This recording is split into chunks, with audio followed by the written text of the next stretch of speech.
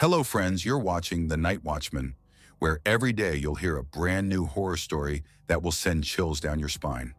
But to keep bringing you these terrifying tales, we need your love and support.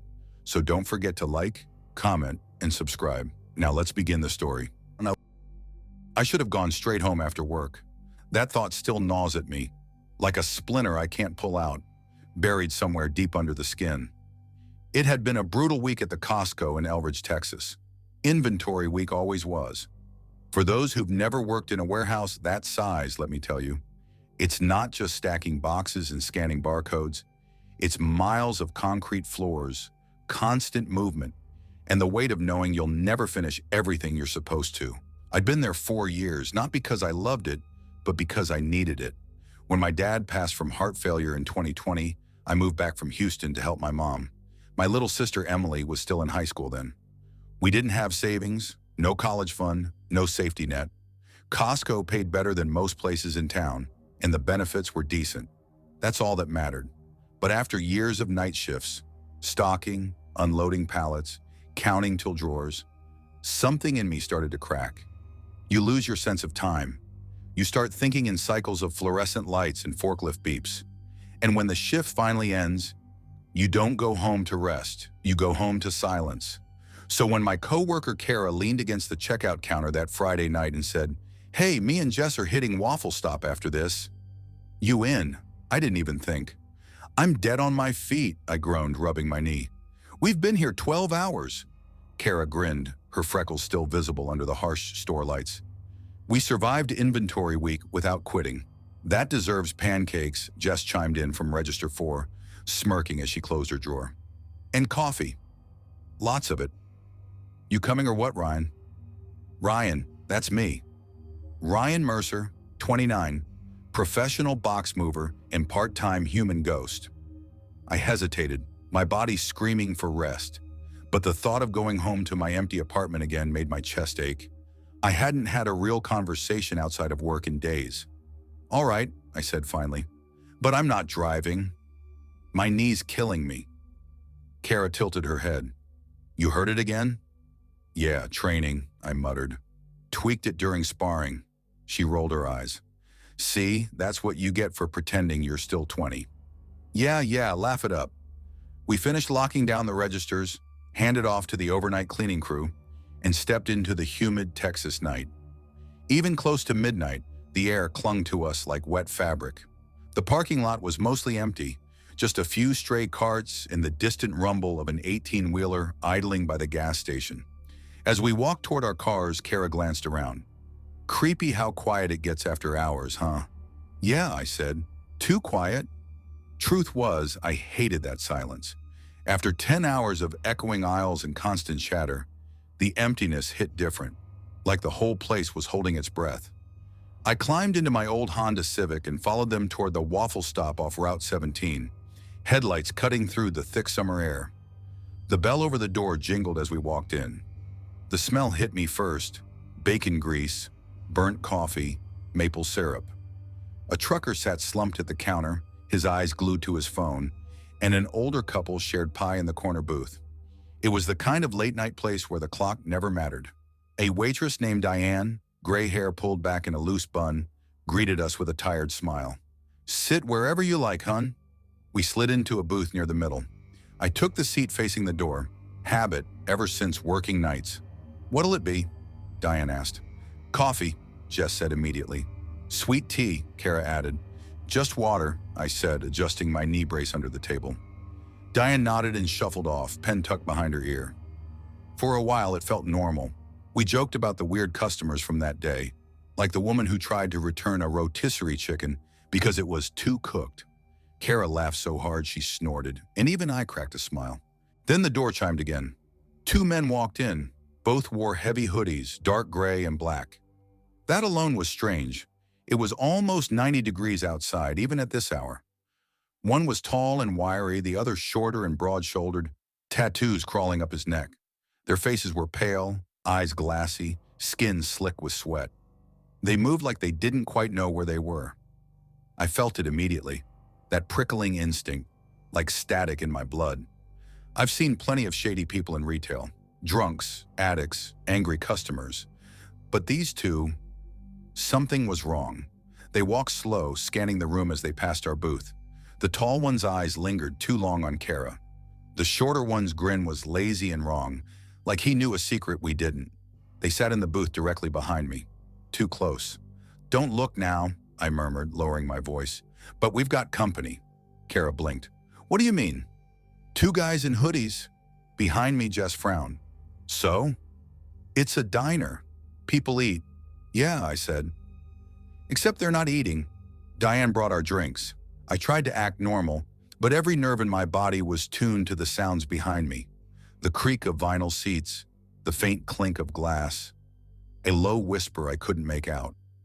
I risked a glance when Diane passed by. 2 glasses of water sat untouched.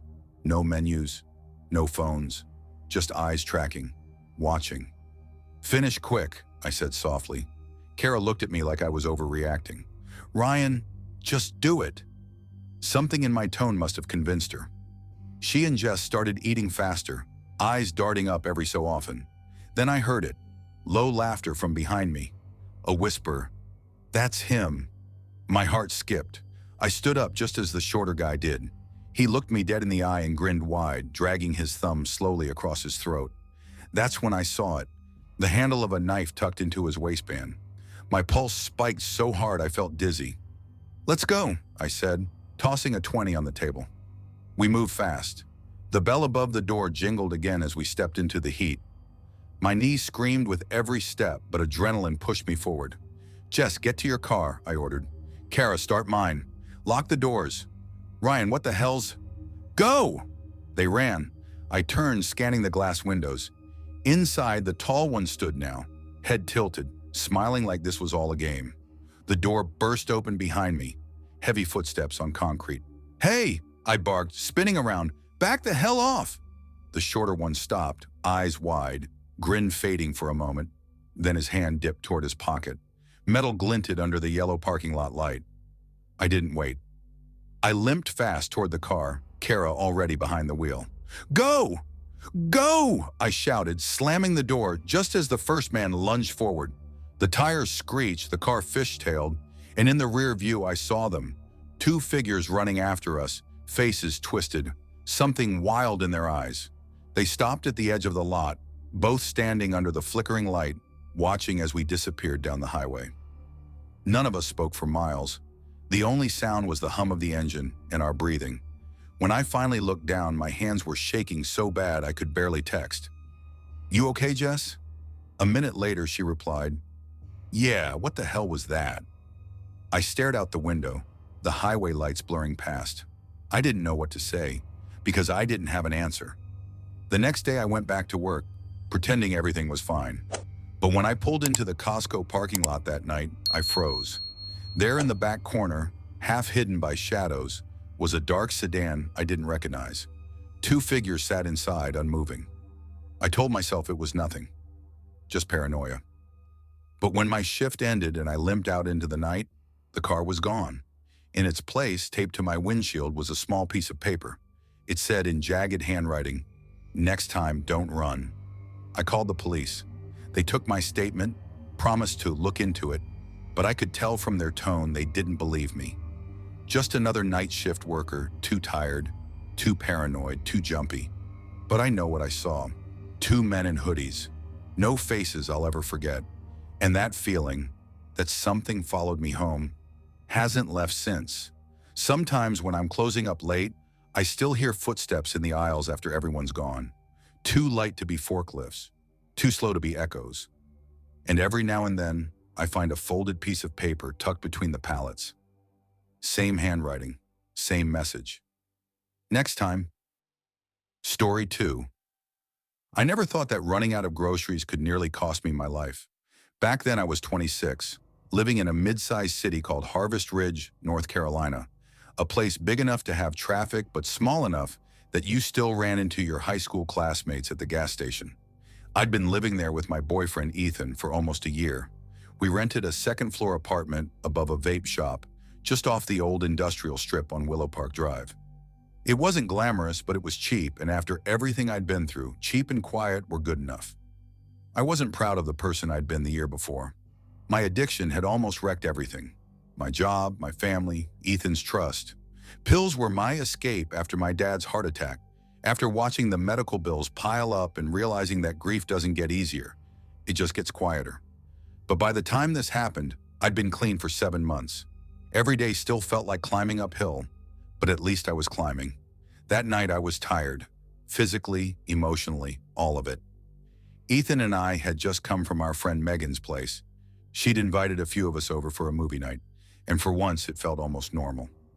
We laughed, ate popcorn, watched some dumb horror flick that wasn't half as scary as what would come later. When we left, it was a little after 1:45 a.m. The air was cold and damp, the kind that stuck to your skin. As I started the car, Ethan leaned back and groaned. "Babe, I'm starving." I laughed softly. "You literally just ate half a pizza." "Yeah, like 3 hours ago," he said. "My metabolism's insane." "Come on, let's grab something." "Where?" "Everything's closed." That's when I remembered something. Something that probably should have stayed forgotten. "There's that 24-hour Costco off Route 19, I said. "You know, the one with the weird self-checkout section?" "My old coworker said it stays open all night for truckers and night shift people." Ethan raised an eyebrow. "Costco at 2 in the morning?" I shrugged. "They've got those frozen breakfast burritos you love." He grinned. "You had me at burritos." The streets were dead quiet as we drove. Not a single car passed us. The stoplights clicked between red and green for no one. I remember the way the dashboard lights washed Ethan's face in soft blue as he flipped through the radio stations. Static, commercials, an old song from the 80s. It all felt oddly peaceful. When we pulled into the Costco parking lot, the peace broke. There were only a few cars scattered across the huge lot, their metal frames glinting under the tall white streetlights. Beyond them loomed the massive warehouse, dark except for the glow coming from the self-checkout entrance on the far right. "This feels sketchy," Ethan muttered as we parked. "It's fine," I said, forcing a smile. "It's Costco, not a haunted house." We walked toward the side entrance, the sound of our footsteps echoing on the pavement. Inside, the air was cold, sterile. The bright fluorescent lights flickered against towering stacks of bulk goods, stretching into aisles that seemed endless. A lone security guard sat near the entrance, hunched over his phone, earbuds in. He didn't even look up as we passed.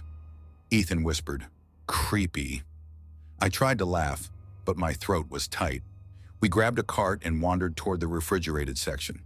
The place was so quiet you could hear the hum of the coolers and the faint buzz of the lights. Every sound, our footsteps, the squeak of the cart, the faint click of freezer doors, felt too loud. That's when I saw him. A man stood at the far end of the frozen aisle, maybe late 20s, wearing a dirty gray hoodie and jeans that looked soaked from the knees down.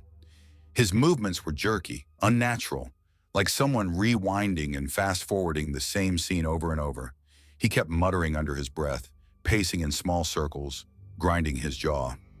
I froze, my hand halfway to the freezer handle. Ethan noticed. "What's wrong?" "Nothing," I said quickly. "Just someone's acting weird." He glanced past me. "Yeah, looks like he's tweaking." We turned down another aisle, but my stomach felt knotted. Out of the corner of my eye, I caught movement. A woman this time, roughly the same age, her hair tangled and greasy, her eyes huge and darting around like a cornered animal. She was mumbling too, angry, half-coherent words about someone stealing from her. She yanked at her sleeves like they were choking her. Ethan whispered, "Let's make it quick, okay?" "Yeah." We loaded the cart fast, frozen omelets, cereal, bottled water. I paid at the self-checkout, my hands shaking slightly. The scanner beeped too loud in the empty store. As we were bagging our stuff, I felt it, that heavy electric feeling of being watched. I looked up. The man from earlier was standing near the aisle entrance, staring straight at me. Not blinking, just staring. His jaw was working again, his lips twitching, like he was whispering something I couldn't hear. "Ethan," I said quietly, "he's watching us." He turned just as the guy took a slow step forward. "Let's go," Ethan said under his breath. We walked toward the doors as calmly as we could. The security guard didn't even glance up from his phone as we passed him. Outside, the air hit me like a wall. Cold, sharp, too quiet. I popped the trunk trying to load the groceries quickly, but then I heard it. Footsteps. Fast. Heavy. I looked up. He was running toward us. The man from the aisle. His girlfriend followed behind him, shouting something I couldn't make out. "Get in the car," I hissed. My voice came out cracked, trembling. Ethan didn't argue. He jumped in the passenger seat as I slid behind the wheel. Then came the first bang, his fist slamming into my window so hard the glass rattled. "Give it back!" he screamed. His voice was raw, broken, furious. "You stole her wallet!" "What?" I shouted, rolling the window down an inch. "I don't have your wallet!" "We didn't take anything." "Bullshit!" he yelled, spittle hitting the glass. "We saw you!" "You took it when she set it down." His girlfriend circled the car, peering into the windows, her pupils wide as coins. "You think we're stupid?" "You're dead!" she shrieked. Ethan leaned across me and yelled, "Back off!" "We didn't take anything." The man's face twisted into something feral. "If you don't give it back, I'll take your wallet instead." That was it. I rolled the window up and threw the car in reverse. He slammed both hands on the hood as I floored it, jerking backward out of the spot. Then I saw him sprinting toward a black SUV parked a few rows down. His girlfriend dove in beside him. A second later, their headlights exploded to life. "Go!" Ethan shouted. "Go now!" I hit the gas. The tires squealed against the pavement as we tore out of the lot. For a moment, it felt like we'd escaped. Then I saw the SUV in my rearview mirror, its lights growing larger, closing in fast. "Oh my God," I whispered. "It's them!" They were flying down the road, swerving between lanes, horn blaring, high beams flashing. I could hear Ethan breathing hard beside me. "They're trying to run us off the road," he said. "Get to the cops." Now I took a hard right, then another, trying to lose them. But no matter what I did, those headlights came roaring back. Closer, brighter, blinding. "Please," I said under my breath, tears burning my eyes. "Please go away." He didn't. The SUV lunged forward, clipping the back of my car.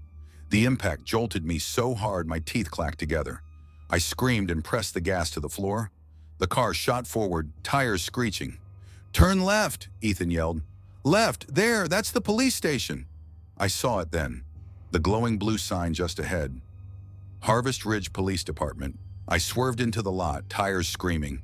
The SUV followed, its headlights cutting through the dark like fire. "Oh God, he's not stopping," I cried. But then, he did. The man slammed on the brakes halfway into the lot, the SUV rocking forward. He jumped out, sprinting toward us, fists pounding the window again. "Give it back," he bellowed. "You think you can steal from me?" I grabbed my phone, shaking so hard I almost dropped it. "I'm calling the cops," I screamed. "You're at the police station, you idiot." Something changed in his face. His eyes flicked toward the building. He froze, his chest heaving. For a second, he looked lost. Then his girlfriend shouted from the SUV, "Let's go!" He hesitated, then dove back into the driver's seat. The tires squealed and they were gone. Back into the dark, vanishing down the road like they'd never been there. I sat there, gasping, tears pouring down my face. Ethan reached over and took my hand. Hey, you're okay. We're okay." The front doors of the station opened, 2 officers walking out with tired, confused expressions. They took our statements, wrote down descriptions: white male, mid-20s, hoodie, black SUV. They nodded, but their faces said everything. Without plates, they couldn't do much. One officer even asked if we'd been drinking. I wanted to scream. By the time we left, it was almost 3:40 a.m. The adrenaline had worn off, leaving only exhaustion and that hollow ache that comes after fear. I drove around for nearly half an hour, taking random turns just to be sure we weren't followed. When we finally made it home, the horizon was turning pale. Birds were starting to chirp. I carried the groceries upstairs with trembling hands. The frozen burritos were half thawed by then. I didn't eat. I just sat at the kitchen table, staring at my reflection in the window, the faint light of dawn washing everything in gray. Ethan came up behind me and wrapped his arms around my shoulders. "They're gone," he whispered. "You're safe." But I didn't feel safe. Not that night. Not for a long time after. Sometimes when I drive past that Costco, I still see flashes of his face against the window, of those headlights in my mirror, of the hollow look in his eyes right before he ran. And every time I hear the same words echoing in my head, give it back or die. I don't know if they were high, paranoid, or just evil.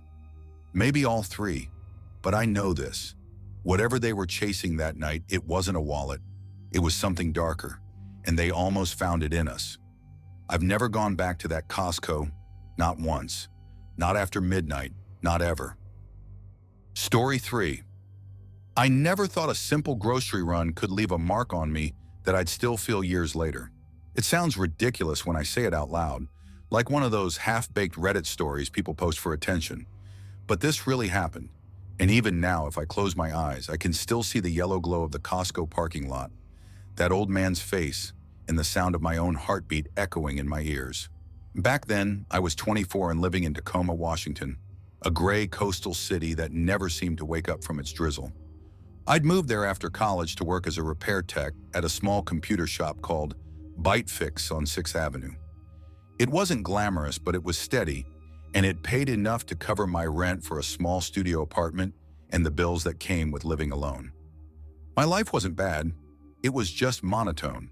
Work, home, sleep, repeat. I'd tell myself I was saving for something. Graduate school, travel, maybe even my own business. But most nights I just came home too tired to do anything but heat up leftovers and fall asleep to the sound of the rain tapping against my window. That Friday had been brutal. 3 back-to-back repair orders, 1 rude customer who thought yelling would magically make his cracked iPhone fix itself, and a late shipment that meant I had to stay an extra hour past closing. By the time I clocked out, my eyes felt like sandpaper, and my head was pounding. Still, I needed groceries. My fridge held nothing but expired milk and half a lemon. Costco was my go-to. Bulk deals, decent prices, and they stayed open late enough that I could squeeze in a run after work. It was around 8:20 p.m. when I pulled into the parking lot, the sky already black and the pavement shining from a recent drizzle. The air smelled like wet asphalt and cold metal. Winter in Washington, in a nutshell. I parked a few rows from the entrance next to a flickering lamppost that buzzed faintly. As I stepped out of my car, I remember thinking how empty everything felt. Only a handful of people were still pushing carts through the automatic doors, their breath misting in the air. Inside, that familiar Costco smell hit me. Cleaning products, roasted chicken, and cardboard. I grabbed a cart and started my usual route. Produce, dairy, pantry. The fluorescent lights hummed overhead, and the PA system played some upbeat pop song that only made the silence between aisles more noticeable. Nothing about the night felt strange at first. Just another chore to cross off my list. Then I noticed him. It was near the meat section.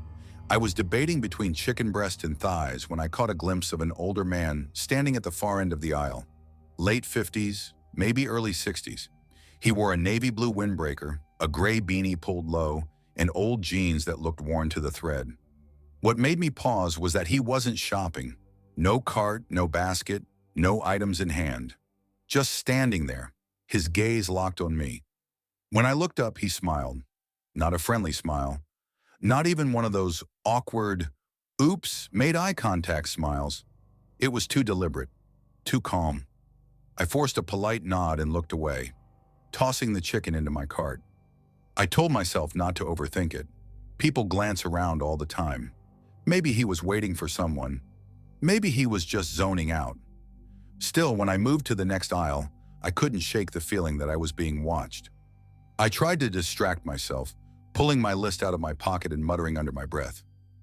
Milk, eggs, pasta, coffee. My voice sounded small in the echo of the warehouse. I reached the bottled water section and froze. He was there again. Same man. This time only a few aisles over, pretending to look at the shelves. His head was slightly tilted, but his eyes weren't on the labels. They were on me. My stomach tightened. I grabbed a case of water, trying to act casual.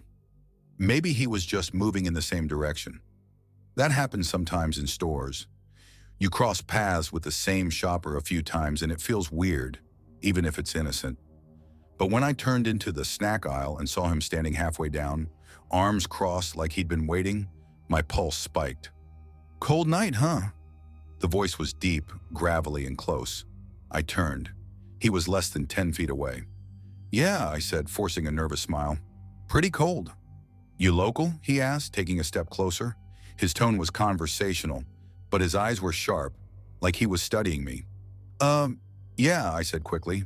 "Why?" He shrugged. "You look familiar." "Thought maybe I'd seen you around town. I didn't like that. At all." "I don't think so," I replied, pushing my cart forward. "You sure?" he said, smiling again. "You work at that repair shop by the bus stop? Bite fix, right?" That froze me mid-step. "How do you know that?" I asked. He laughed softly. "Small town. You never know who's watching." That did it. I turned my cart around and left the aisle without saying another word. My hands were shaking as I made my way toward the checkout lanes. My brain was screaming, "Don't panic, don't panic." But my chest felt tight. I kept glancing behind me. Every time I turned, I saw flashes of that navy jacket a few aisles back. By the time I reached the registers, I was practically speedwalking.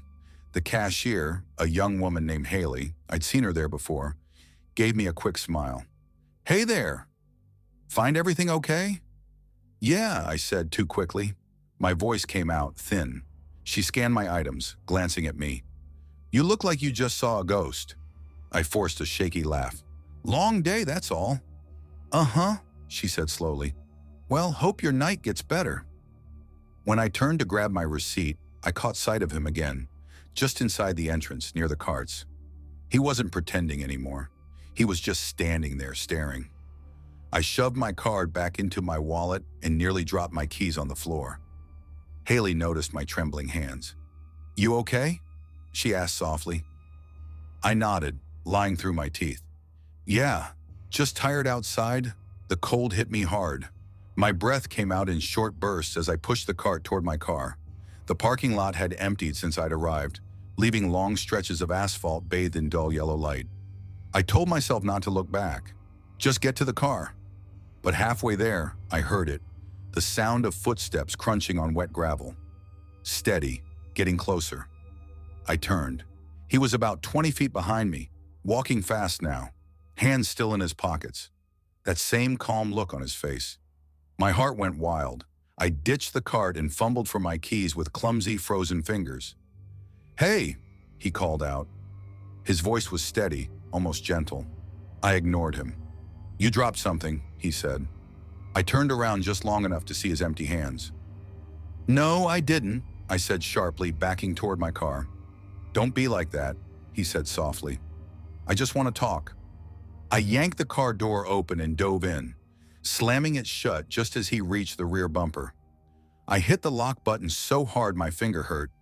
He leaned closer to my window and tapped his knuckles twice, slow and deliberate. "Pretty girl like you shouldn't walk alone at night," he said, voice muffled through the glass. I didn't think. I just slammed the car into reverse and peeled out, tires screeching against the wet pavement. In the rearview mirror, I saw him standing there, that same calm expression on his face, hands still raised like he'd been about to knock again. I didn't drive home, not right away. I spent nearly 30 minutes circling through back roads, making random turns until my hands stopped shaking. When I finally parked near my apartment complex, I didn't go to my own space. I parked 2 buildings away and watched the shadows before stepping out. That night, I barely slept. Every noise outside made me jump. Every pair of headlights that passed my window made me think he'd followed me home. The next day, I tried to act normal at work, but my mind wasn't there. Around noon, my coworker Brianna called my name from the front counter. "Hey, you got a fan or something?" I frowned. "What?" She gestured toward the door. "There's some old guy out there asking for you. Says he knows you from Costco." I felt my blood run cold. "What did you tell him?" "Nothing. Just said you were busy." She lowered her voice. "He's weird, Leah." He came back twice already. I peeked through the front blinds. There he was. Same jacket, same beanie, standing on the sidewalk, looking directly at the shop. I ducked away from the window. "If he comes back," I whispered, "don't let him in. Just call the cops." "Jesus, Leah, who is he?" "I don't know." I left work early that day, claiming I wasn't feeling well. On the drive home, every car behind me felt like it was following. I changed my route 3 times before finally parking behind my building. That night, I pushed my dresser in front of my door. He stopped showing up after about a week. Brianna said he just quit coming. Maybe he got bored. Maybe he found someone else to follow. I'd like to believe that's where it ended. But sometimes on nights when the rain falls just right, and I walk through the aisles of a store that feels too quiet, I swear I can feel eyes on me again. Watching, waiting, and the worst part, I never told anyone where I lived. Story 4. I was 8 years old the day I learned that crowded places can hide dangerous people. Back then, I lived in a quiet neighborhood on the edge of Maplewood, Oregon, with my mom, Lauren, and my older sister, Ellie. We weren't rich, not even close, but Mom did her best. She worked as a dental assistant at a small clinic off Highway 99, and every Tuesday, like clockwork, she'd stop by Costco after picking us up from school. That Tuesday felt like any other. The sun was warm but lazy, sitting low enough to cast long shadows over the parking lot. The air smelled faintly of pine trees from the hill behind our neighborhood. I remember sitting in the back seat of our dusty blue Honda Civic, swinging my legs, humming a song from The Lion King, while Mom scrolled through her phone at a red light. "Cameron," she said without looking back, "we're stopping at Costco before we head home, okay? I need to get some groceries for the week. Can we get samples?" I asked immediately. She smiled into the rearview mirror. "If they have them, sure." That was all I needed. Costco was a wonderland to me. Wide aisles that seemed to go on forever, shiny TVs playing the same movie clip over and over, and the smell of pizza and rotisserie chicken drifting from the food court. I used to pretend the store was its own little city, and I was small enough to explore it all. We pulled into the massive parking lot around 3:40 p.m. It was packed. Shopping carts clattering, kids whining, a man pushing boxes of bottled water like he was moving furniture. Mom muttered, "Guess everyone in Maplewood got the same idea today," as she found a spot way in the back. I remember the sound of her car door shutting, the jingle of her keys, and how tightly she held my hand as we walked toward the sliding doors. "Don't let go, okay?" she said. "It's busy." "I won't," I promised. Inside, it was chaos. The cool air hit my face, and the smell of baked bread and disinfectant filled my nose. The sounds of beeping registers, squeaky wheels, and faint music all mixed together like one big hum. I clutched Mom's hand as we passed stacks of cereal taller than me and piles of teddy bears big enough to crush a kid. Mom steered our cart with practiced precision. "We just need a few things: milk, eggs, some frozen meals for next week." Ellie stayed by the cart, her nose buried in the new Harry Potter book she'd begged for. I trailed slightly behind them, my eyes darting from the TVS to the bakery samples to the huge racks of toys down the seasonal aisle. After a while, Mom stopped in the soup section. She was comparing labels like she always did. Sodium this, calories that. "Mom, can I go look at the books?" I asked. "Just wait a minute, Cam." "Almost done," she said, reaching for a pack on the top shelf. That was the first time she let go of my hand, just for a few seconds. And that's when I saw him. He was standing at the far end of the aisle, pretending to look at canned beans. He had on a gray windbreaker zipped up to his neck, his shoulders slightly hunched, his hair messy and greasy like it hadn't been washed in days. There was something off about the way he stared. Not just at me, but through me, like he already knew something I didn't. When our eyes met, he smiled, a small, crooked thing that didn't touch his eyes. He started walking toward me. At first, I thought maybe he was just going to grab something nearby, but then he stopped a few feet away and crouched slightly so his face was level with mine. "Hey, buddy," he said softly, almost cheerfully. "You like toys?" My stomach dropped. His voice didn't match his face. Too calm, too familiar. I froze. My mom's right there," I said quickly. He tilted his head, his eyes flicking toward her for a moment. "That's okay. I just saw they've got the new Lego sets in the back. You want to come look?" I shook my head. "No," he smiled wider. "It'll only take a second." "No," I said louder, stepping back. Mom turned her head then, saying, "Cameron, you okay?" The man straightened so fast it made me flinch. He shoved his hands into his jacket pockets and gave a polite nod like nothing had happened. Then he turned and walked away, slow at first, then vanished around the corner. Mom frowned. "What's wrong, honey?" "Nothing," I said too quickly. My heart was still pounding, but I didn't want her to be mad. "I thought I saw someone I knew." She shrugged and went back to the cart. "All right. Don't wander, okay?" "I won't," I mumbled, but I couldn't stop thinking about him. A few minutes later, we finished shopping. Mom pushed the cart toward the checkout line, chatting with Ellie about dinner. I tugged on her sleeve. "Mom, I gotta pee." She sighed but smiled. "Okay, go quick. You know where they are?" "Yeah," I said. She pointed down the long hallway near the back of the store. "I'll be right here in line when you're done." I nodded and ran off. The sounds of the store faded the farther I went, replaced by the low hum of air vents and the faint squeak of my sneakers. The restroom sign hung at the end of a long, dim corridor. I was halfway there when I felt a hand grab my arm. Before I could react, another hand clamped over my mouth. My body went stiff. I couldn't even scream. "Shh," a voice hissed. It was him, the man from the aisle. He pulled me back into the shadowed corner, where a stack of pallets blocked the view from the main walkway. My heart was hammering so hard I thought it would explode. "It's okay," he whispered, his breath hot against my ear. "I'm not gonna hurt you. I just need your help with something." I shook my head violently, my eyes filling with tears. He tightened his grip. "Stop moving," he hissed. I tried to scream, but it came out, muffled against his hand.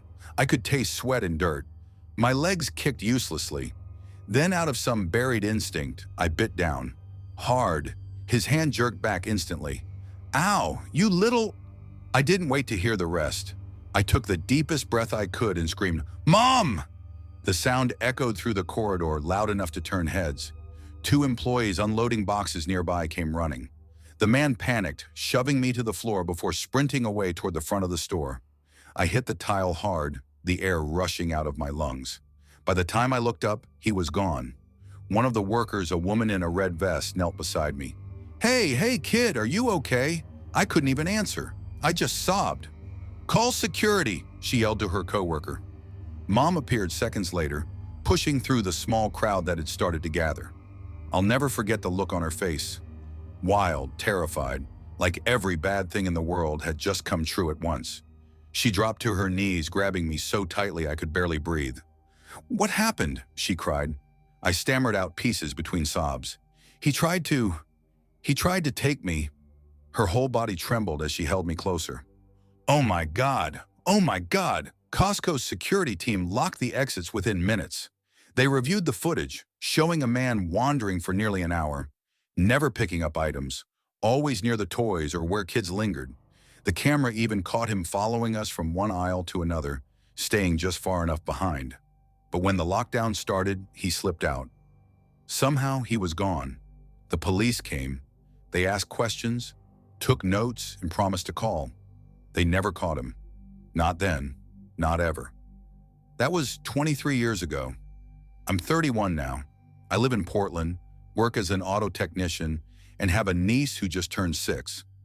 Last month, my sister asked if I could take her to Costco while she ran errands. I said yes. But the moment those automatic doors opened and I heard the clang of carts, something inside me froze. My chest tightened, my palms went sweaty, and for a split second I was 8 again. That same smell of baked bread, that same hum of cold air, that same feeling that someone was watching me. When my niece tugged my sleeve asking, "Uncle Cam, can I go see the books?" I looked her right in the eye and said, "Not without me, okay? You hold my hand the whole time."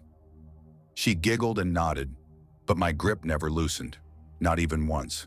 Because no matter how many years pass, no matter how brightly lit those aisles are, I still remember the sound of his voice, the roughness of his hand, and the sickening thought of what might have happened if I hadn't screamed.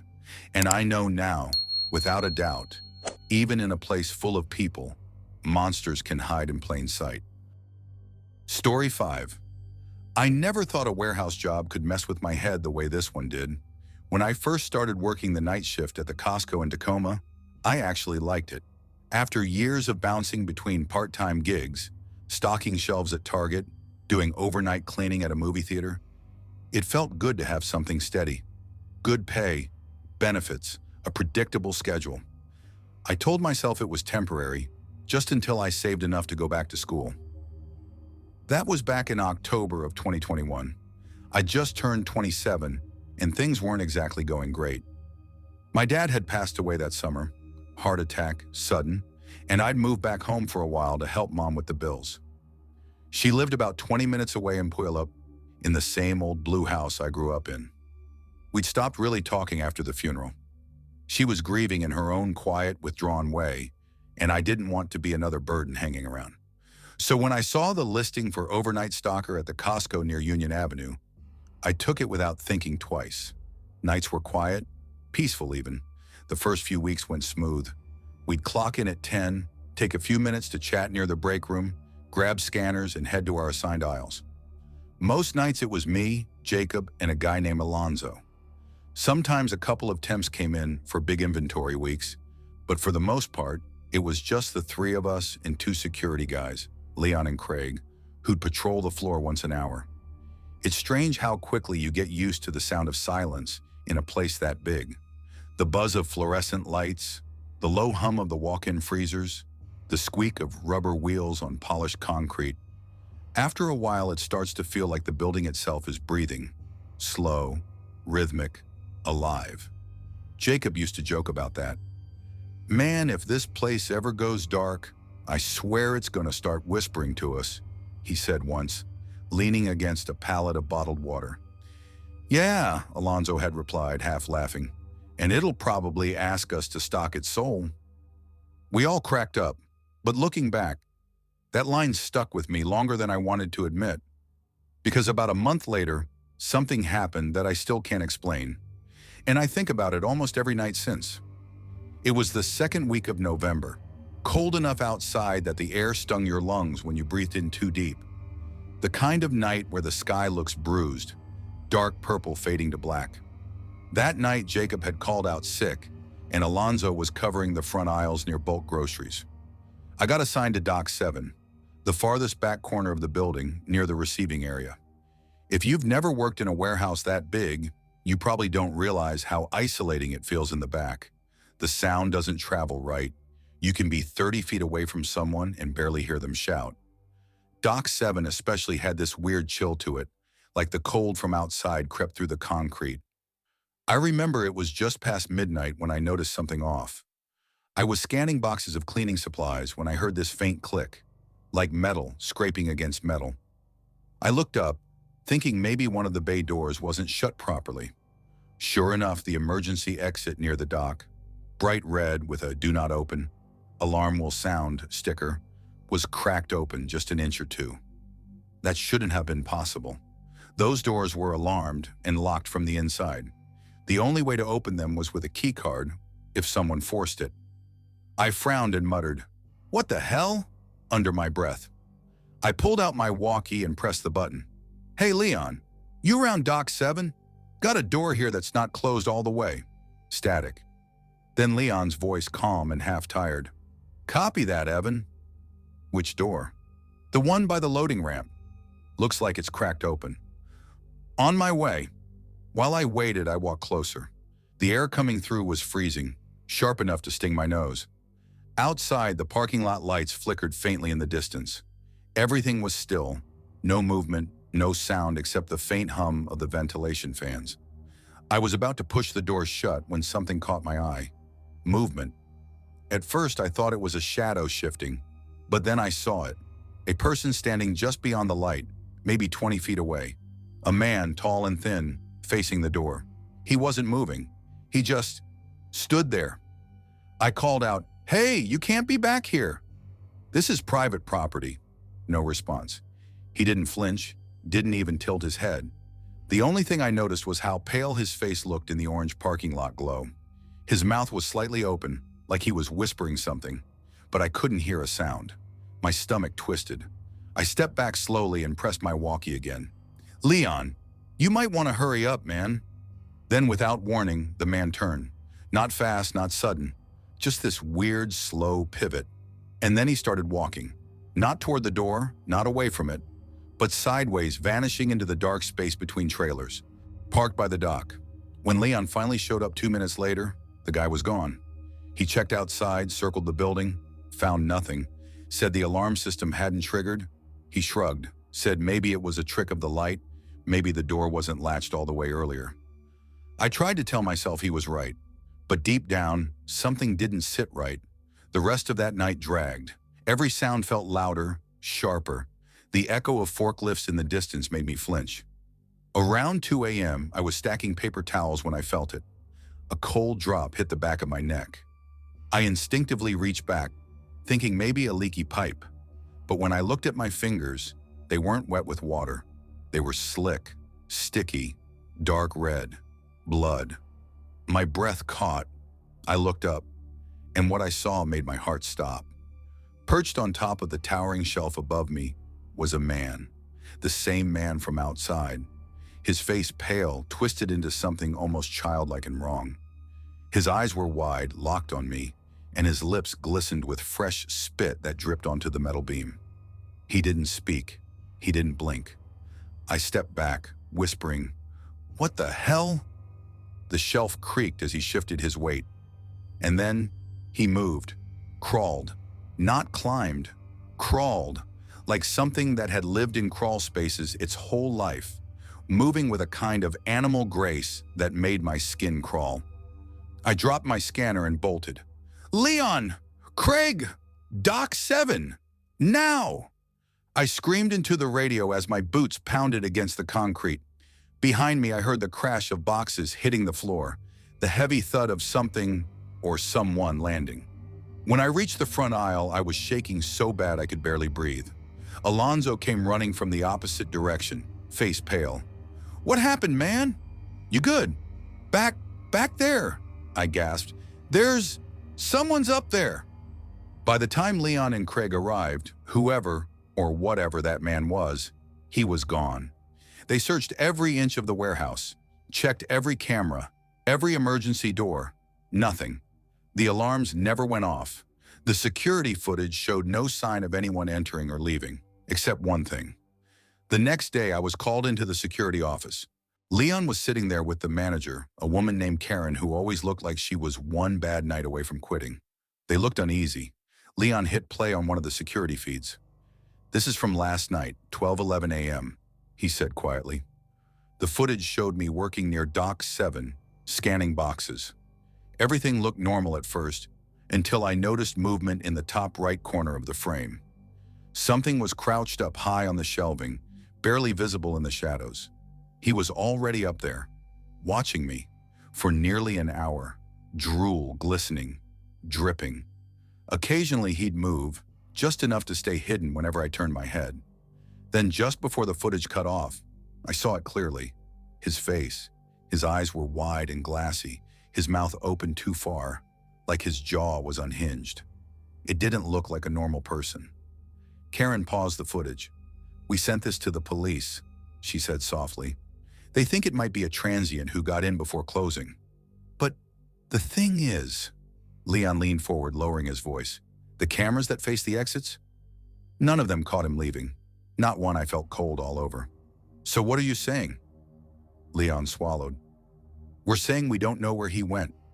I transferred 2 weeks later to a smaller Costco in Olympia. I still work nights, but I never go near the back alone anymore. Every time I pass an emergency door, I stop and check the latch. Sometimes twice.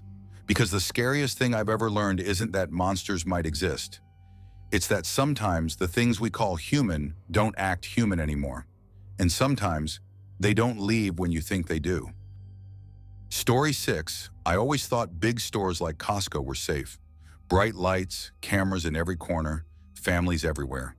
It never felt like the kind of place where something bad could happen. That was before the night I realized how easily safety can turn into a trap. My name's Evan Miller, 32 years old, and until last winter, I lived alone in a small apartment just outside Tacoma, Washington. I worked as a logistics analyst for a shipping company. Basically, that means I stared at spreadsheets all day while pretending I wasn't losing my mind. The job was decent money, but it ate my soul one cell formula at a time.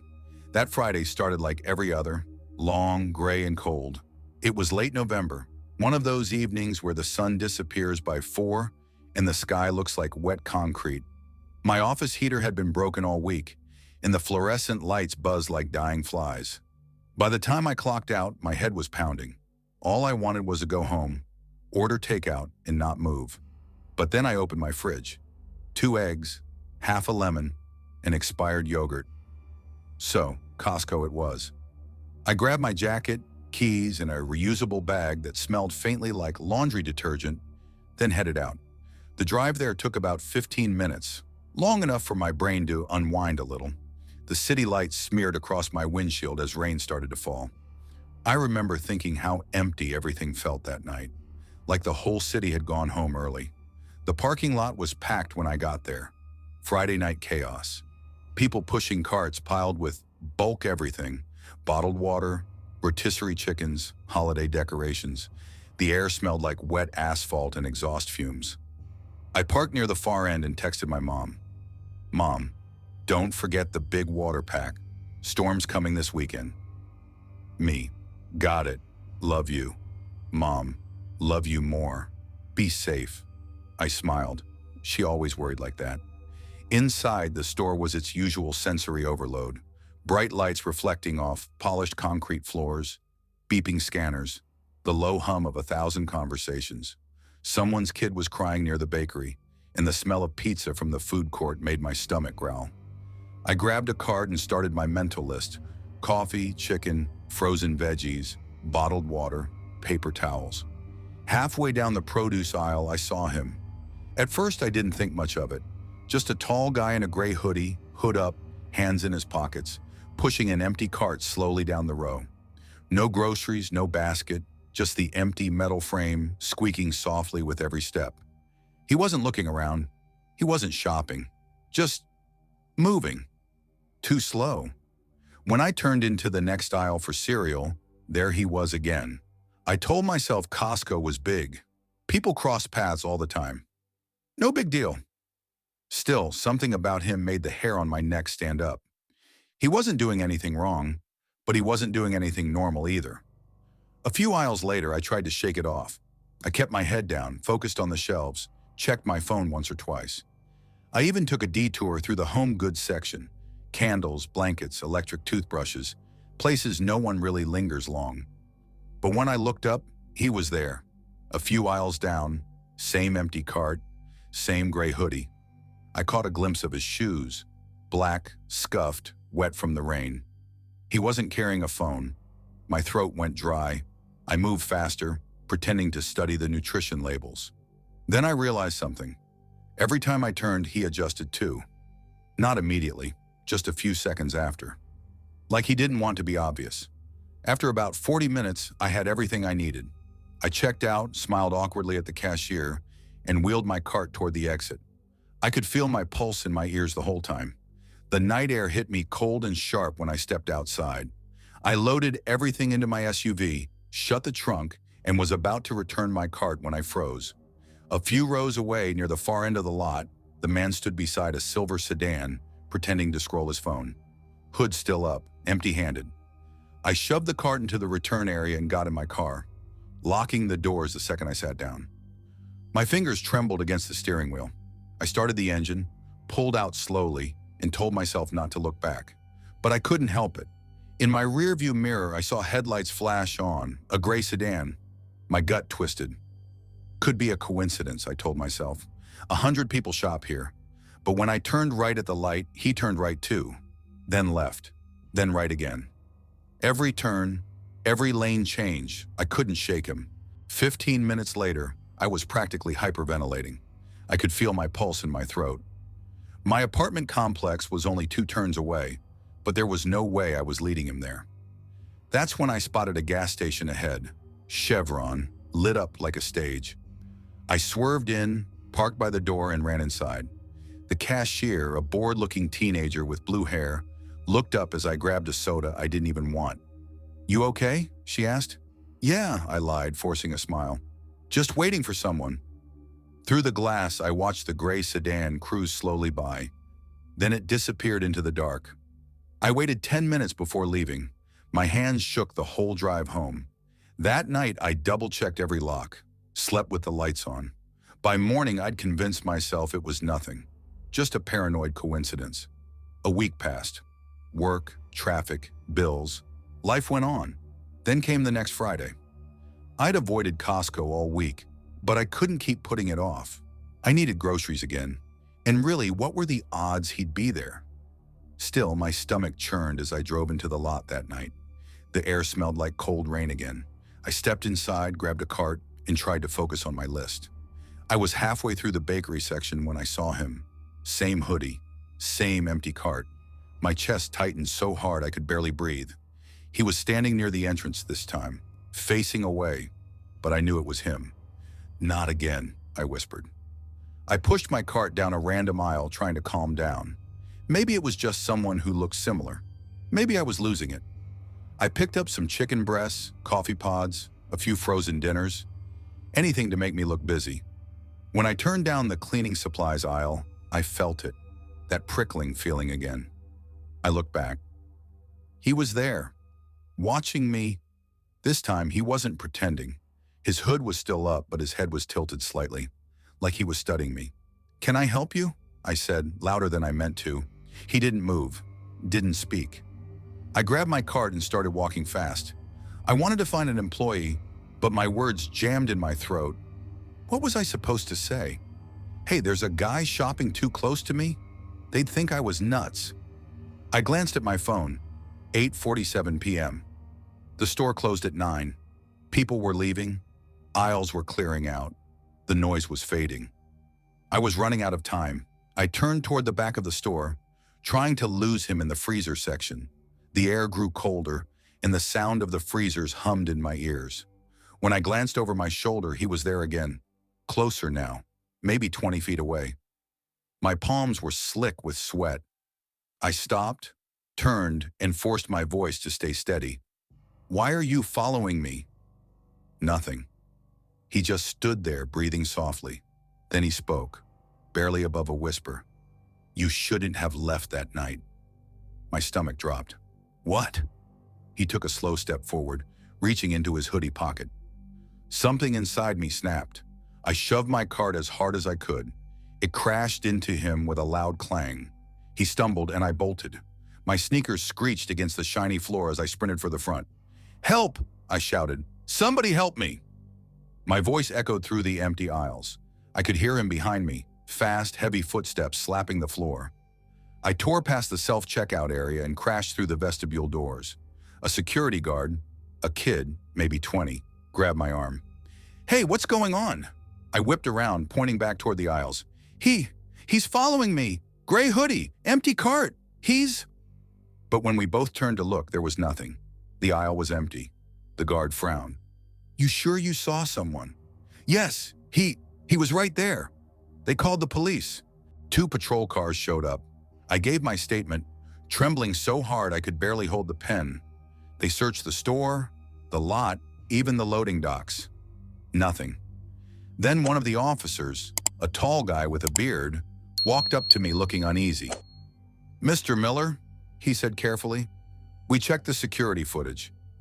There's no one following you in the video." I blinked. "What? That's not possible." He glanced at his partner.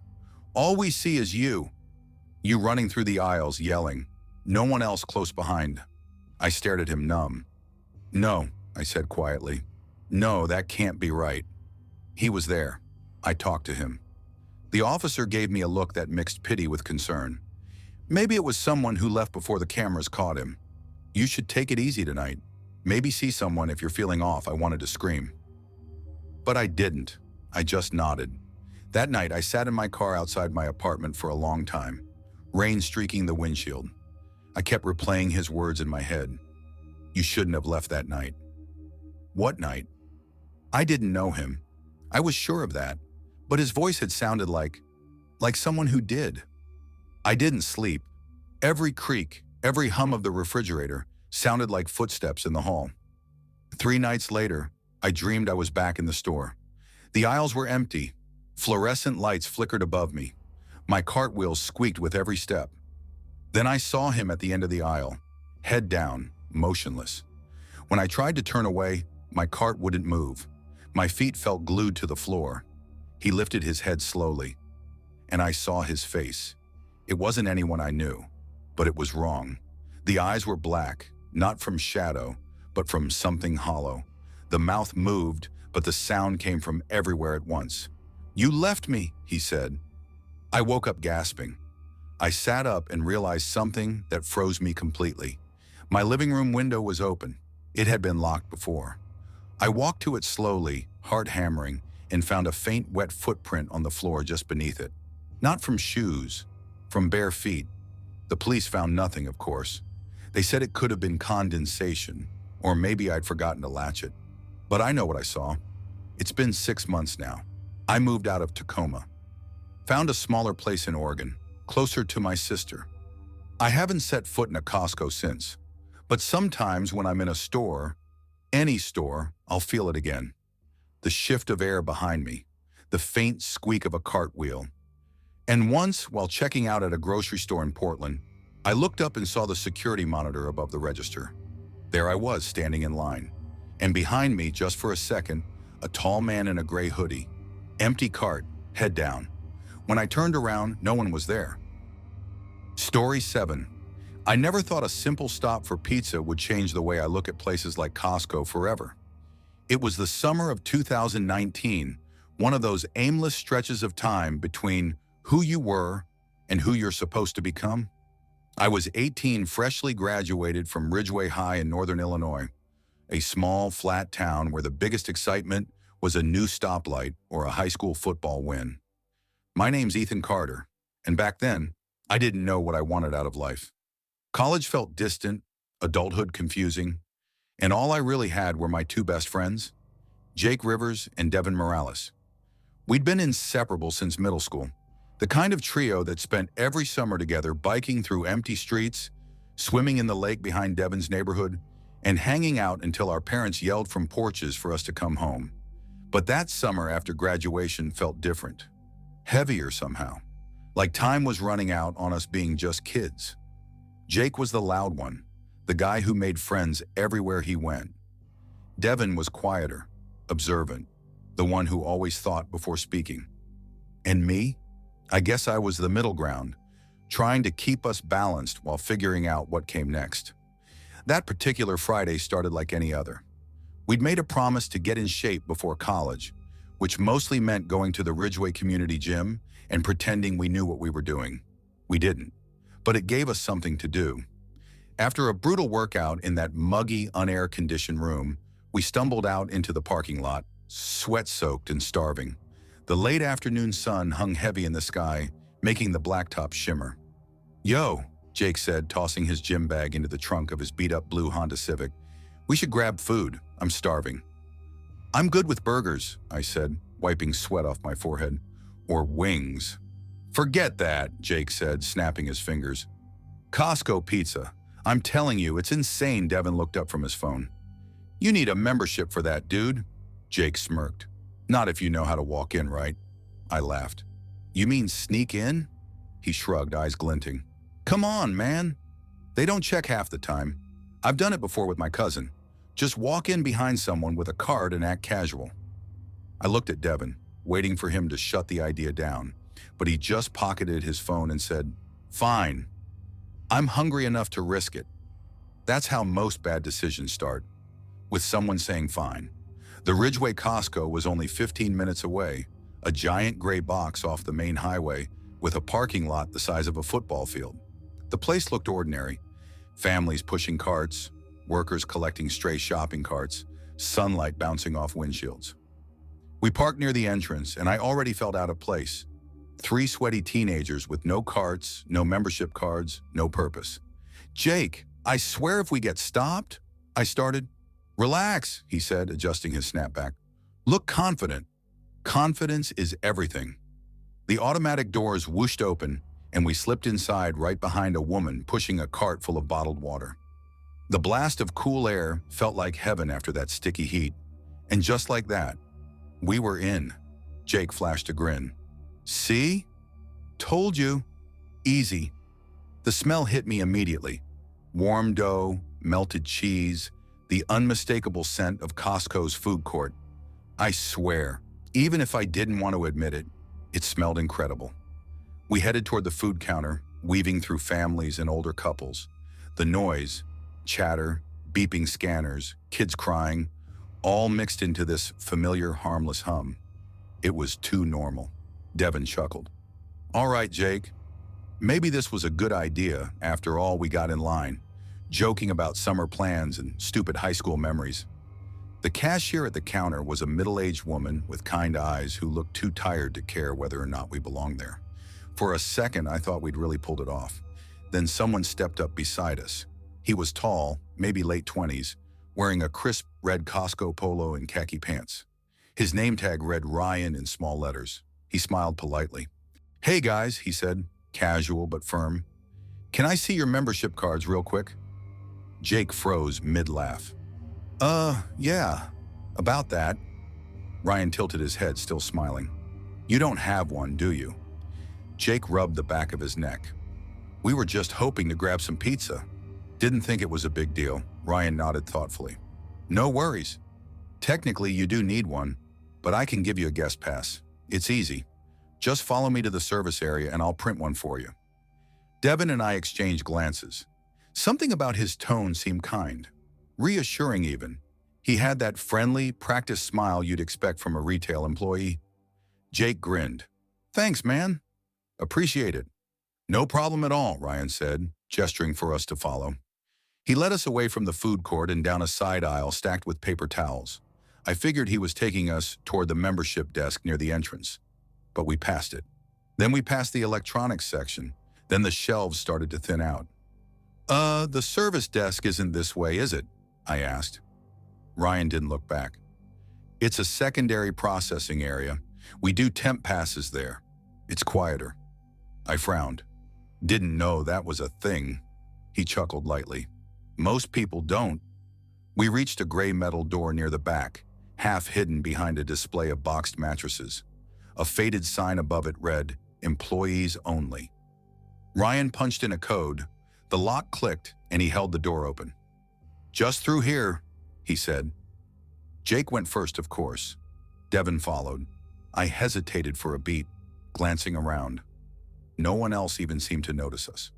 Then I stepped inside. The hallway beyond was narrow concrete floors and lined with flickering fluorescent lights. The air smelled faintly of cleaning chemicals and something else, like old sweat. We walked in silence, the echo of our sneakers following us. My stomach tightened. This didn't look like anywhere you'd print passes. Hey, I said, you sure this is okay? Totally fine, Ryan said, his voice smooth. Almost there. He stopped at another door, darker gray, no sign, and pulled it open. Just step inside, he said. Lights are motion activated. Jake went in first. Devin followed without a word. I lingered, something clawing at the back of my mind. But then Ryan looked at me, that same polite smile frozen on his face, and gestured again. I stepped in. The lights flicked on automatically, and my heart stopped. It wasn't an office. It was a storage room. No windows, just a concrete floor and walls lined with metal shelves. But the thing that froze my blood, the people. There were 4 men inside, none of them in uniforms, all dressed in dark hoodies, faces partially covered. They stood still, like they'd been waiting. Jake laughed nervously. What's going on? Ryan stepped in behind us and closed the door. The sound of that latch clicking echoed like a gunshot. Do exactly what they tell you, he said quietly. The men stepped forward. Devin muttered, Ethan, what the hell is this? Before I could answer, Jake moved. He shoved Ryan hard against the wall and yelled, Run! Everything exploded into chaos. I bolted. Devin right behind me. One of the men grabbed Jake's arm, but he twisted free and sprinted after us. We hit the hallway running full speed, hearts pounding. I could hear heavy boots behind us. Fast, getting closer. Go, go, go! Jake screamed.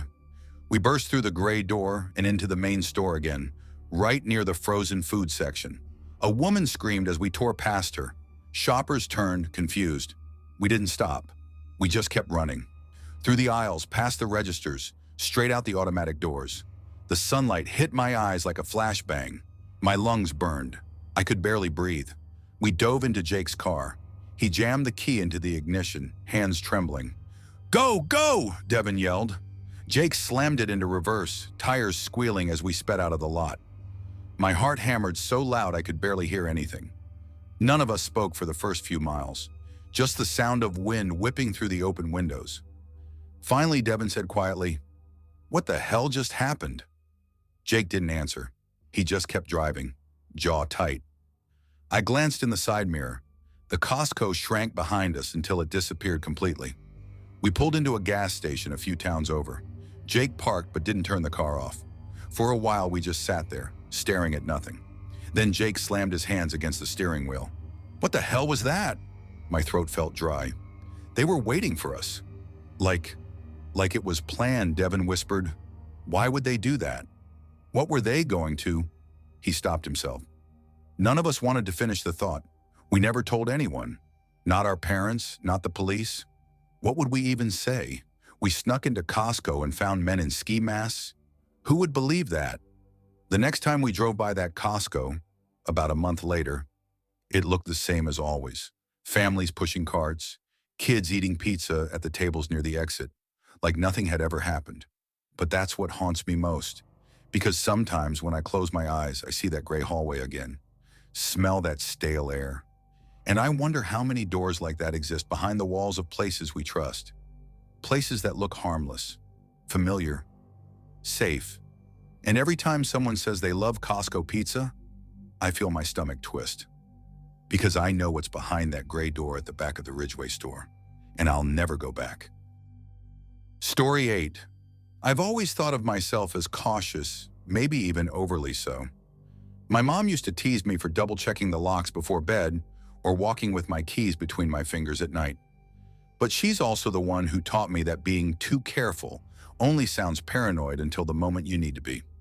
I grew up in a quiet town in Oregon called Cedar Valley, the kind of place where people still wave to each other at four-way stops, and crime reports are mostly about missing garden gnomes or teenagers egging mailboxes.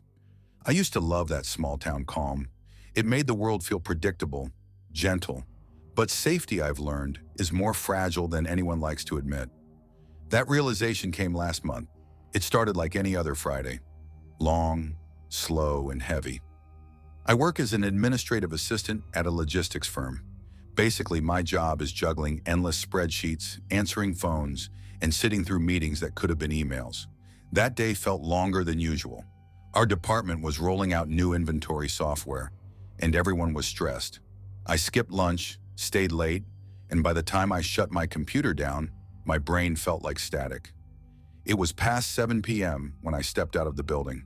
The sky was fading from soft orange to a bruised purple, the last light slipping behind the tree line. My car, a silver Honda Civic, was one of the few left in the lot. The air was cool, damp, Oregon weather at its finest. I should have gone straight home. I knew that. But when I thought about what was waiting in my fridge, half a jar of pickles, old Chinese takeout, and almond milk that had probably turned to sludge, I sighed. I didn't have the energy for takeout again. Quick Costco run, I muttered to myself. In and out. 10 minutes. That little decision changed everything. Costco was on my route home anyway, just off Highway 26. When I pulled into the parking lot, the sky had already dipped into twilight. The lamps were flickering on one by one, casting long, thin shadows between the rows of cars. It was busier than I expected. Families hauling bulk boxes, kids climbing on carts, people chatting in the soft hum of evening. I found a spot way out near the edge of the lot, farther than I liked, but it was all that was left. I grabbed a cart and headed inside. The rush of fluorescent light hit me hard, reflecting off the polished concrete floors. The smell of rotisserie chicken and baked bread was warm, familiar. I felt a little relief sink in. Costco always had this weird comfort to it. The orderliness, the noise, the abundance. Like nothing bad could happen somewhere so full of people. My list was short. Bread, eggs, frozen dinners, and shampoo. Always shampoo. My hair's thick and long, and I can't stand running out. I wandered through the aisles, checking prices, picking up things I didn't really need. Candles, granola bars, a box of muffins too big for one person, but too tempting to resist. My exhaustion melted a little. I even stopped for a sample, mini cheesecake squares. The lady offering them smiled. "Almost closing time, sweetheart," she said. I checked my phone. 7:42 p.m., perfect by 7:55, I was at the register. The crowd had thinned to just a few stragglers, an older couple joking about buying too much toilet paper, a mom soothing a fussy toddler. The cashier scanned my items, made a little small talk about the weather, and handed me the receipt. I smiled, thanked her, and pushed my cart toward the exit. That's when the shift happened. The moment those automatic doors opened, the world felt off. The air outside was colder, sharper. The sky had turned from violet to that deep, uncertain blue of early night. The parking lot was almost empty now. Most of the laughter, the chatter, it was gone. Only the distant hum of a cartwheel or the echo of a car door slamming. I told myself not to be dramatic, just get to the car.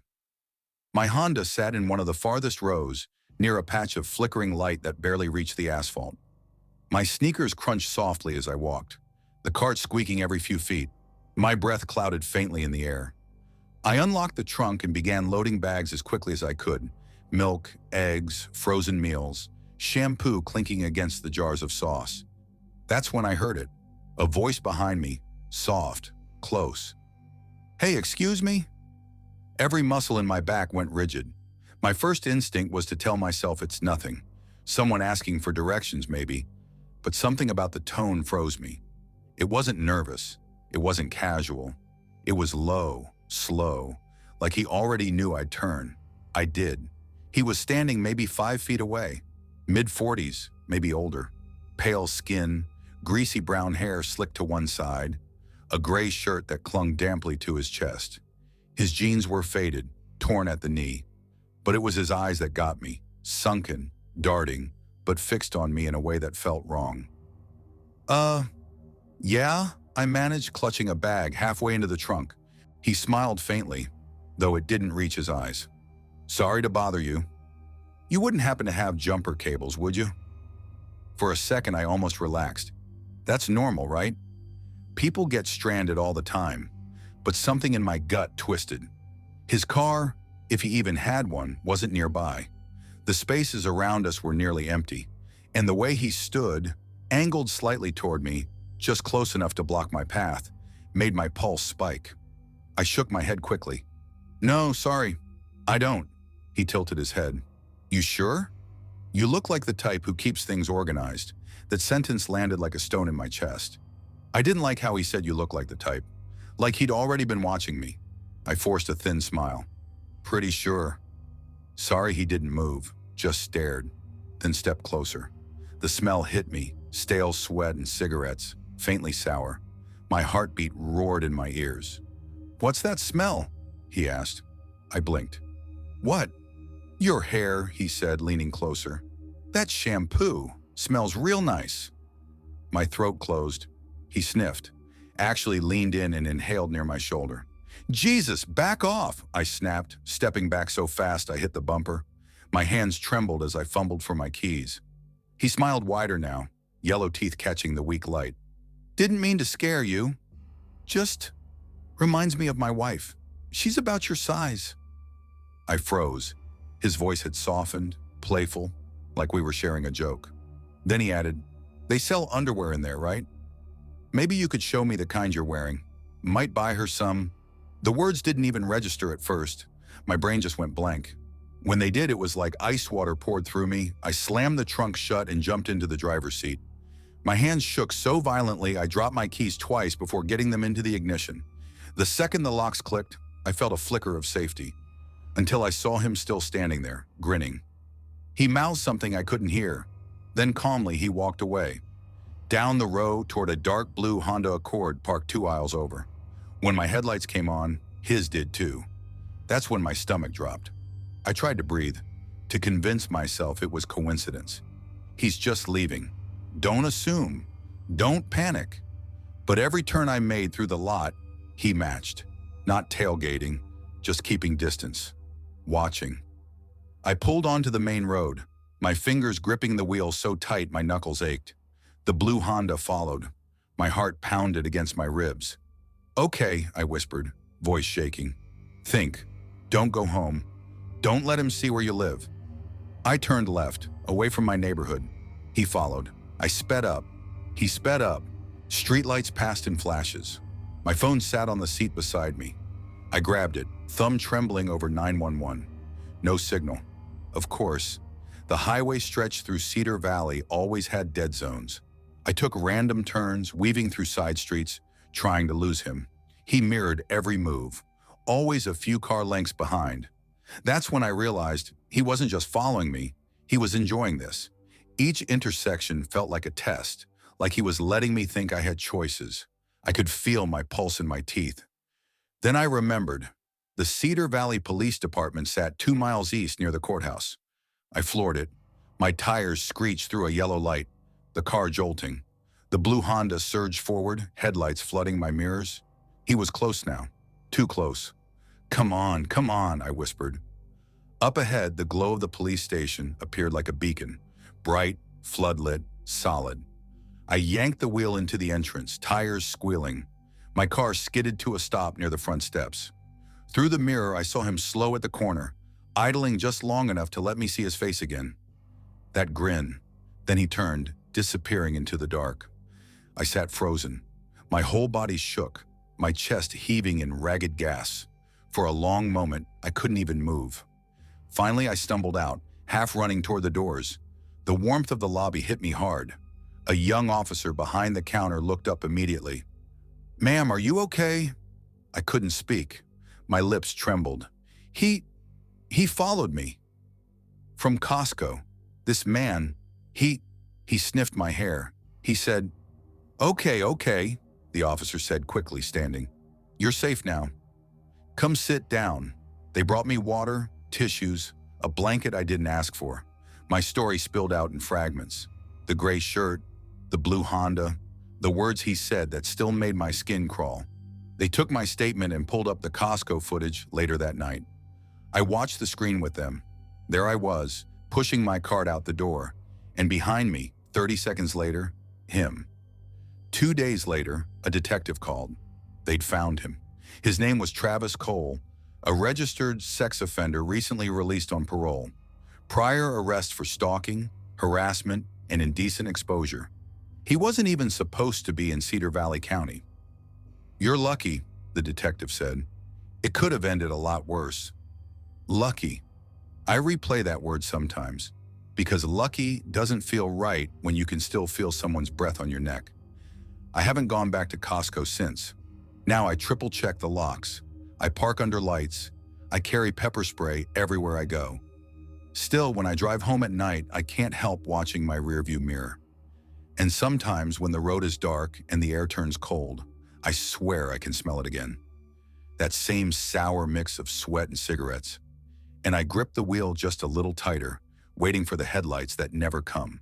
Because the truth is, you don't ever go back to feeling safe. Not really. You just learn to live with the echo of what almost happened.